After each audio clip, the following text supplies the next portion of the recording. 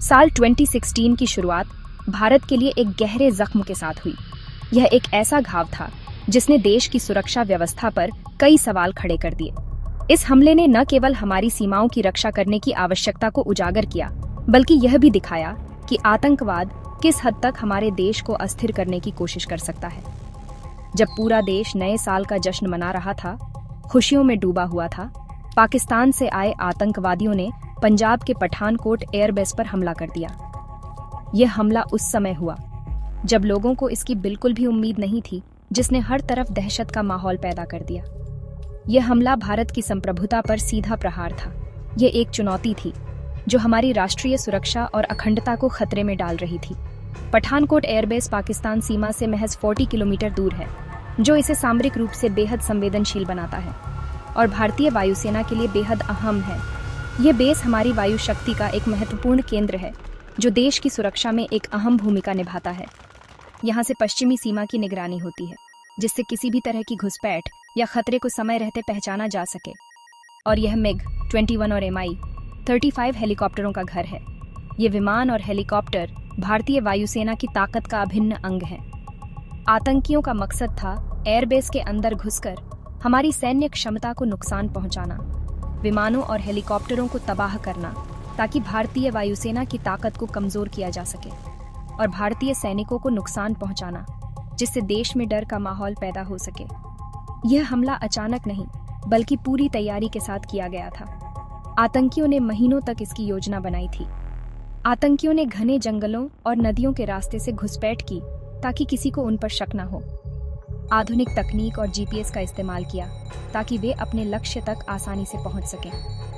नए साल की सुबह, जब देशवासी उम्मीद के साथ जागे, एक बेहतर भविष्य की कामना कर रहे थे, पठानकोट के जवान दुश्मनों से लोहा ले रहे थे।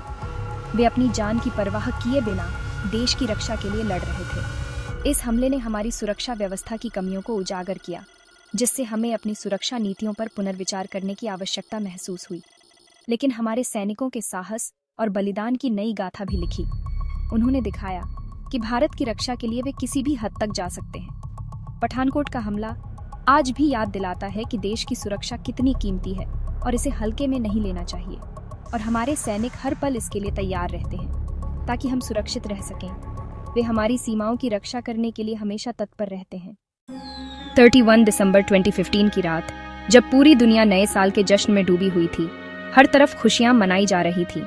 जैश-ए-मोहम्मद के कुछ आतंकवादी अंधेरे का फायदा उठाकर भारत पाक सीमा पर घुसपैठ करने की नापाक साजिश रच रहे थे। वे किसी भी कीमत पर सीमा पार कर भारत में घुसना चाहते थे। उन्होंने घुसपैठ के लिए पंजाब के गुरदासपुर सेक्टर के पास रावी नदी और घने जंगल वाले इलाके को चुना, क्योंकि उन्हें पता था कि यहाँ सुरक्षा थोड़ी ढीली होगी। इन आतंकियों के पास AK-47 जैसे आधुनिक हथियार, मोर्टार, ग्रेनेड और भारी मात्रा में विस्फोटक थे, जो एक बड़े हमले को अंजाम देने के लिए काफी थे। उनके पास भारी गोला बारूद, कई दिनों तक चलने वाला खाने पीने का सामान और एनर्जी ड्रिंक्स थे, जिससे वे बिना थके अपनी योजना को अंजाम दे सकें। ऐसा लग रहा था कि वे किसी लंबी लड़ाई के लिए पूरी तैयारी के साथ आए थे। उनका इरादा भारत में तबाही मचाने का था। सीमा में घुसपैठ करने के बाद इन आतंकियों ने अपनी पहचान छुपाने के लिए टैक्सी ड्राइवर एकाग्र सिंह की गाड़ी को जबरदस्ती छीना, और अपने नापाक इरादों को छुपाने के लिए उन्होंने एकाग्र सिंह को बेरहमी से मार डाला। वे भारतीय सेना को धोखा देने के लिए सेना की वर्दी पहनकर पठानकोट एयरबेस में घुसने की योजना बना चुके थे, ताकि किसी को उन पर शक न हो। ये आतंकवादी अपने पाकिस्तानी हैंडलर्स से सैटेलाइट फोन के माध्यम से लगातार संपर्क में थे, ताकि उन्हें हर पल की जानकारी मिलती रहे और वे सही दिशा में आगे बढ़ सकें।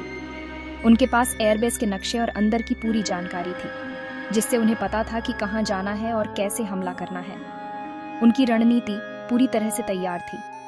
वे सुरक्षा बलों से छिपने के लिए मुख्य सड़कों से बचते हुए छोटे और सुनसान रास्तों से आगे बढ़े, ताकि किसी को उन पर शक न हो।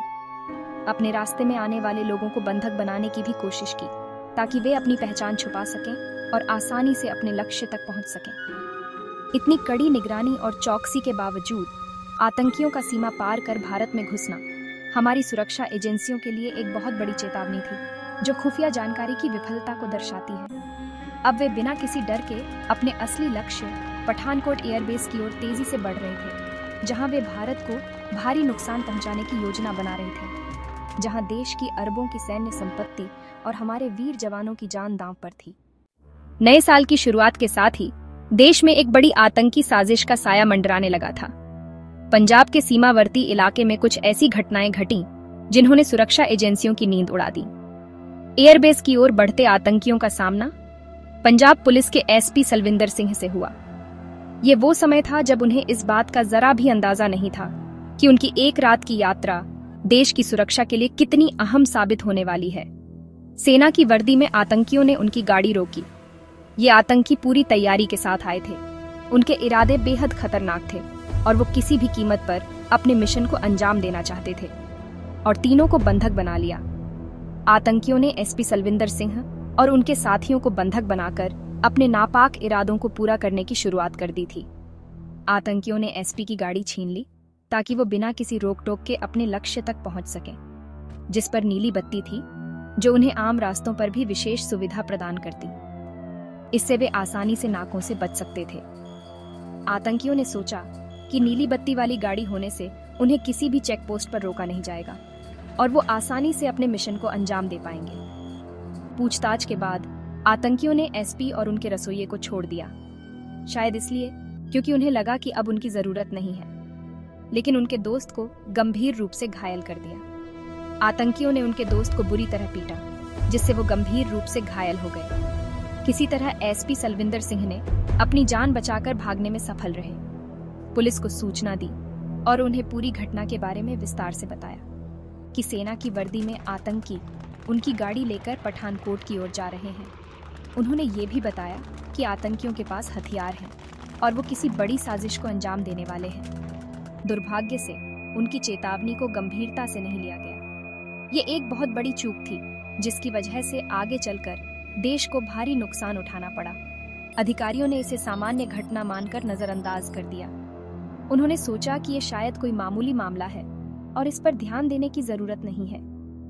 अगर समय रहते कार्रवाई होती तो शायद स्थिति को नियंत्रण में किया जा सकता था, तो शायद आतंकियों को एयरबेस तक पहुंचने से पहले ही रोका जा सकता था। लेकिन ऐसा नहीं हुआ और आतंकियों ने अपनी साजिश को अंजाम दे दिया। ये घटना सुरक्षा एजेंसियों के बीच समन्वय की कमी और खुफिया जानकारी को सही समय पर साझा न करने की वजह से हुई और तंत्र की विफलता को उजागर करती है। ये एक ऐसा सबक था जिससे देश को बहुत कुछ सीखने को मिला।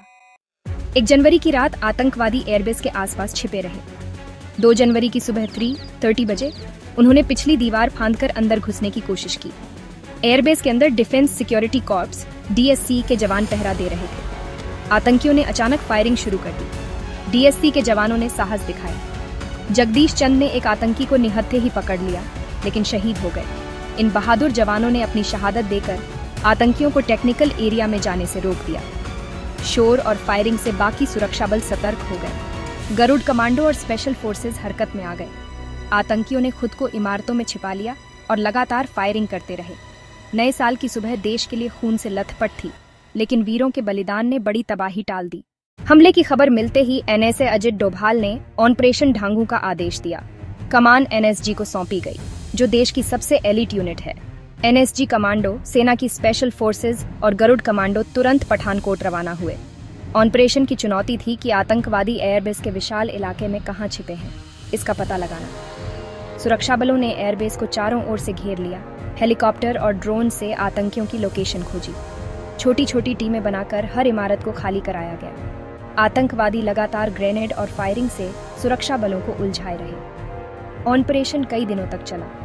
सुरक्षा बलों ने आतंकियों को सीमित इलाके में घेर लिया, लेकिन उन्हें खत्म करना आसान नहीं था। सेना, वायुसेना और NSG ने बेहतरीन समन्वय दिखाया। लक्ष्य था देश की रक्षा और आतंकियों का सफाया। इस ऑपरेशन में भारत ने अपने 7 वीर सपूत खो दिए। DSC के 5 जवान, एक NSG कमांडो और एक Garud commando. Lieutenant colonel Niranjan Kumar, NSG bomb निरोधक दस्ते के प्रमुख, बम निष्क्रिय करते समय शहीद हुए। उनकी शहादत ने देश को झकझोर दिया। उन्होंने अपनी जान देकर साथियों की जान बचाई। सूबेदार फतेह सिंह, पूर्व अंतर्राष्ट्रीय निशानेबाज, ने भी आतंकियों से लोहा लिया और वीर गति पाई। कॉर्पोरल गुरसेवक सिंह, हवलदार कुलवंत सिंह, हवलदार संजीवन सिंह राणा और सिपाही जगदीश चंद ने भी सर्वोच्च बलिदान दिया। इन सभी ने आतंकियों को एयरबेस के संवेदनशील हिस्सों तक पहुंचने से रोका। इन शहीदों का बलिदान व्यर्थ नहीं गया, पूरा देश उनका ऋणी रहेगा। 80 घंटे तक चले ऑपरेशन के बाद 5 जनवरी को आखिरी आतंकी मारा गया। कुल 6 आतंकवादी मारे गए। एयरबेस की पूरी तरह से तलाशी ली गई। बम निरोधक दस्ते ने हर कोना खंगाला। मारे गए आतंकियों के पास से पाकिस्तानी हथियार, जीपीएस और खाने पीने की चीजें मिली। उनका संबंध पाकिस्तान से था। जांच में पता चला कि वे जैश-ए-मोहम्मद के सदस्य थे और लगातार पाकिस्तान में बैठे आकाओं से संपर्क में थे। एनआईए ने जांच में पाया कि पूरी साजिश पाकिस्तान के बहावलपुर में रची गई थी और आईएसआई का समर्थन था। भारत ने पाकिस्तान को सबूत सौंपे और कड़ी कार्रवाई की मांग की। इस हमले ने भारत की सुरक्षा व्यवस्था की कमियों को उजागर किया। सीमा सुरक्षा और एजेंसियों के समन्वय पर मंथन शुरू हुआ। पठानकोट हमले की दुनिया भर में निंदा हुई। अमेरिका, रूस, फ्रांस, ब्रिटेन समेत कई देशों ने भारत के साथ खड़े होने का वादा किया। पाकिस्तान की दोहरी नीति एक बार फिर उजागर हुई। एक तरफ आतंकवाद के खिलाफ बयान, दूसरी तरफ आतंकी संगठनों को पनाह।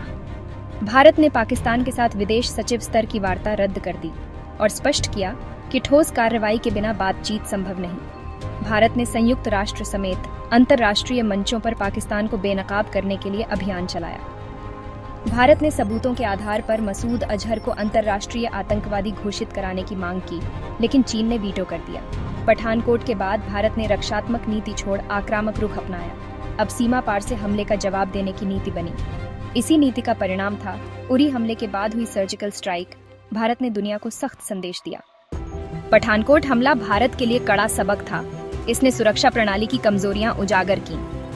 सरकार ने सभी सैन्य ठिकानों की सुरक्षा की समीक्षा कर एयरबेस और अन्य प्रतिष्ठानों की सुरक्षा को मजबूत किया।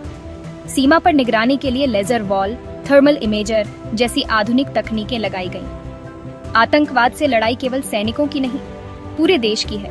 पुलिस, खुफिया एजेंसियों और केंद्रीय बलों के बीच बेहतर तालमेल जरूरी है। पठानकोट के बाद सूचनाओं के आदान प्रदान के लिए प्रभावी प्रणाली विकसित की गई। भारत ने रणनीतिक संयम छोड़ आक्रामक रक्षा नीति अपनाई। अब जरूरत पड़ी तो दुश्मन की सीमा में घुसकर भी कार्रवाई होगी। पठानकोट हमें हमारे वीर जवानों के साहस और बलिदान की याद दिलाता है। हम उनके बलिदान को कभी व्यर्थ नहीं जाने देंगे। जय हिंद।